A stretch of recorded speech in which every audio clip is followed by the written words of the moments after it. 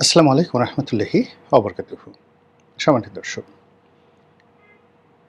প্রধানমন্ত্রী চীন ভ্রমণ শেষে বাংলাদেশে ফিরে আসার পর বাংলাদেশের রাজনীতিতে ত্রিমাত্রিক কূটনৈতিক চাপ পড়বে। চীনের চাপ অব্যাহত থাকবে, ভারতের চাপ প্রবল থেকে প্রবলতর হবে, আর আমেরিকার চাপ অনেকটা বিধ্বংসী হবে। ভারত বাংলাদেশকে এই মুহূর্তে কতটা গুরুত্ব দিচ্ছে তার প্রমাণ হলো এই মুহূর্তে বাংলাদেশে যিনি ভারতের রাষ্ট্রদূত রয়েছেন মিস্টার দীনেশ ত্রিবেদী। দীনেশ ত্রিবেদীকে ভারত পূর্ণ মন্ত্রীর মর্যাদা দিয়ে বাংলাদেশে নিযুক্ত করেছে।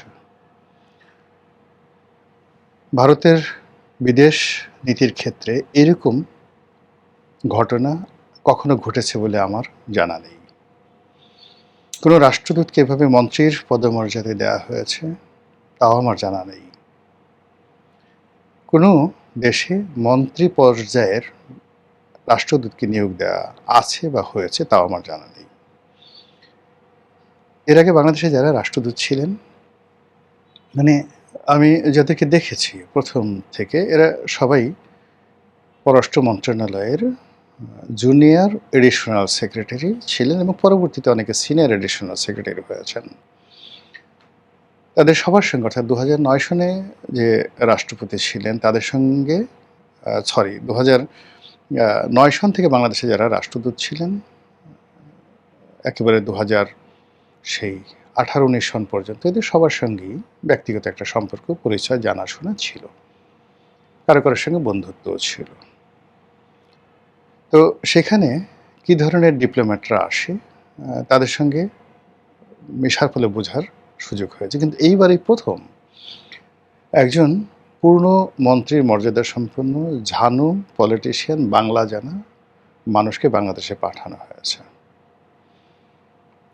এই সোজা হিসেবটা যদি আমরা করতে না পারি, একটা বৃহৎ প্রতিবেশী বা শক্তিশালী লোক আপনার ঘরের মধ্যে কাউকে ঢুকিয়ে দিয়েছে, অত্যন্ত পাওয়ারফুল একজন খেলোয়াড়কে, সো আপনি যদি তখন নাকে তেল দিয়ে ঘুমান সেটা আপনার ব্যক্তিগত বিষয়, কিন্তু এটা কোনো অবস্থায় আপনার কল্যাণ বয়ে নিয়ে আসবে না।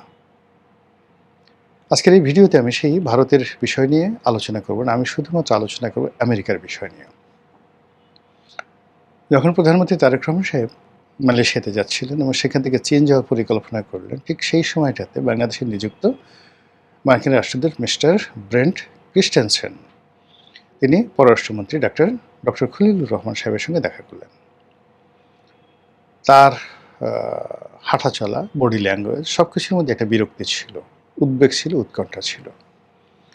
এবং আপনারা সবাই জানেন যে এই মুহূর্তে ট্রাম্প প্রশাসন তাকে অনেক যত্ন করে, লালন করে, পালন করে, প্রশিক্ষণ দিয়ে বাংলাদেশের পাঠানো হয়েছে। এবং তার যে গুরুত্ব, অর্থাৎ ভারত যেভাবে তার রাষ্ট্রদূতকে গুরুত্ব দিচ্ছে, মার্কিন যুক্তরাষ্ট্রের যে স্টেট ডিপার্টমেন্ট, পররাষ্ট্র মন্ত্রণালয় এবং সেখানকার যে এশিয়ার ডেস্ক রয়েছে, তারপর সেখানে যে দক্ষিণ পূর্ব এশিয়ার ডেস্ক রয়েছে, সেখানে এই রাষ্ট্রদূতের যে মর্যাদা, গুরুত্ব অতীতের সকল রাষ্ট্রদূতের চেয়ে অনেক অনেক বেশি।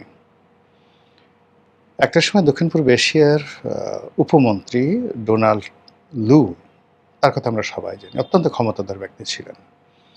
ঠিক এই সময়টাতে ওরকম কারো নাম শোনা যাচ্ছে না।